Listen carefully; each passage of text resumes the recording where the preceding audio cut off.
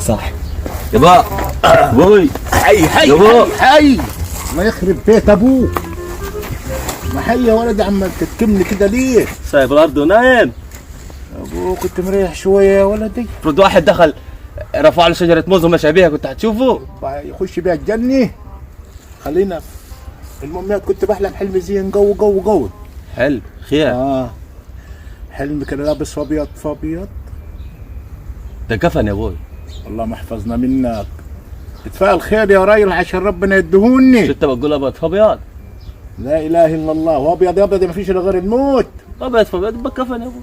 المهم هقول لك مشوار موضوع. قول يا ابوي. انت بالنسبه لامك مرة كبرت في السن وصدت.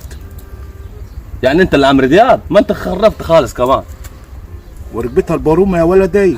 يعني كيف ركبتها البارومه يا ابوي؟ عاوزين نغيرها. نغيرها؟ ايوه. كيف نغيرها؟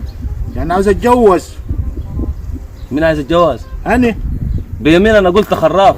قلت انا دماغك دي الصمويل بتاعها خلاص فكشت مش هتنفع تاني. انا قلت والله قلت يا ابوي.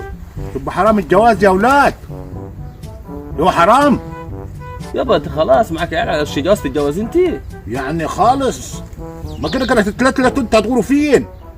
كيف هغور فين؟ هتتجوزوا. طب ما احنا لسه بس انا العمر بيروح يا ولدي مني. عاوز عمري ابقى انت يومين قربت حلوين. تخلص يا ابوي. اليومين دول صلي طلع زكاه. الجواز يا ابوي صلي خلي ربنا يكرمك. بينك وبين الجواز. المهم عايزين نتجوز تاني برضه. بيمين انا بقاعد معك. انت راجل اصلا دماغك فكت منك وانا عارف. بيمين ما قاعد يا شيخ. جواز قاعد. يا العيال الفقر دي يا ابوي.